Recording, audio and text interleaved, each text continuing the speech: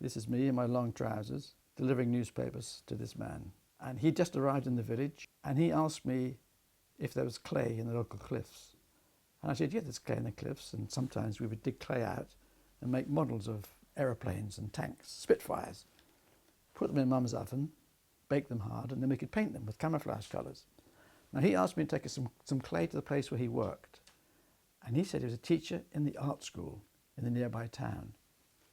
Well, I'd never heard of the art school, but I took along a bucket of clay, and he wanted to see if his big students could use the local clay to make pottery from. He then told me he was going to start a Saturday morning class for school children like me. Why didn't I go along? And I absolutely loved it. You never know when you're going to meet one person who can change your life. I'm Michael Foreman, and I'm a very old book illustrator. This is my paint box. This was found by one of my sons, thrown away in a skip about 15 years ago. And so, of course, I replenish it whenever I need with colours. And I can sit here and with my brushes and paint pot, everything is in arm's length. Usually I use watercolours. I like putting one wet colour next to another, and they do things together.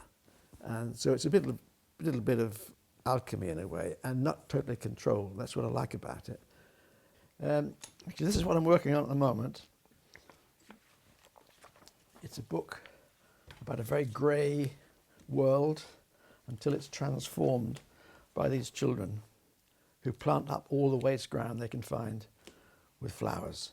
I like to tell stories for children which I think are about the world, about the threat, not just the kind of fun, jolly, cuddly bits, but the bits which are threatening.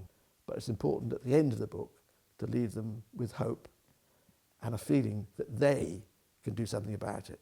This will show the way the books begin with a very rough storyboard with just little notes working out that the story I want to tell will fit within the scope of the book. I like to lay all the pictures out on the floor so you get the sequence, and I like, if possible, there to be a change of time, colour. It could be dawn to dusk to midnight, or it could be winter, spring, autumn. So you get a change of palette all the way to the book. See, there are many, many versions. This is a very, very early stage where I had quite abstract buildings, but I couldn't marry the abstract nature of the buildings with the more realistic figures. So I decided that rather than make these more abstract, I'd make the buildings more realistic. And I built the whole thing up with bits of collage so I can change the composition. This is the pencil drawing for the picture which I'm working on at the moment, with most of the characters in there. And this was an earlier version, which I decided to scrap. It's been the longest, most difficult book I've ever tried doing. It's going on about 3 years or so. Many changes all along the way. I was going to involve lots of old people in the thing, but at the moment I just have the one figure bringing his one little plant as a contribution. This is the main character, but again, in the version I'm working on now, he's centre stage. He is in the middle of everything rather than an onlooker. So he becomes the ringleader of the thing. So this version doesn't work. I've got several books which I've drawn out in pencil, everything just ready to go, and it doesn't quite work. People think it must get easier if you keep doing it. And it would if you were doing the same kind of book all the time. But then it becomes dull. And at the end, you know that when you get the finished book back, there will still be bits in it that you could have done better.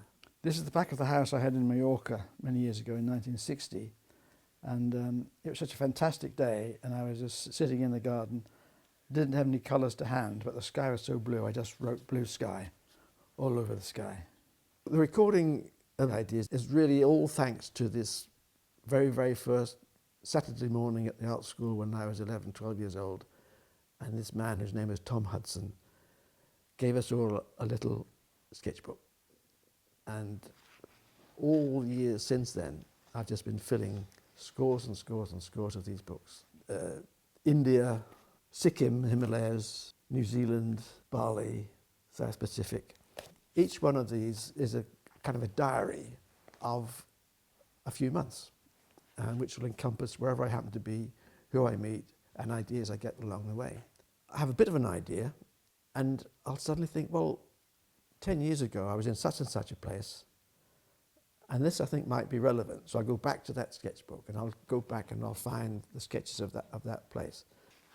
Just sailing down the Nile, drawing whatever is happening on the banks. A bit like incomplete recipe books. My method of working is from the little sketches in my sketchbooks, and then I draw them out full size on a tracing pad.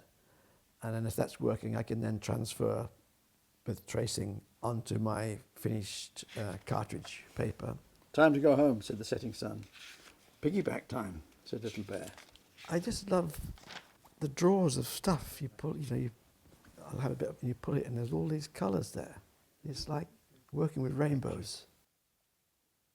Like the accidents. People say that watercolour is an unforgiving medium. You can't really eradicate mistakes, but you can. I remember one time I was working in the garden painting, and the neighbour just saw the top of me and thought it'd be funny to spray me with the hose pipe. So suddenly the work I was doing had lots of little spots in the sky. So I had to make them all into little birds, which made the picture much better. It wasn't empty sky longer, it was full of birds. And if you look at my pictures, particularly in the sky, you'll see birds, or you'll see falling leaves, or you'll see whatever, because that's covering mistakes. I work every minute I possibly can.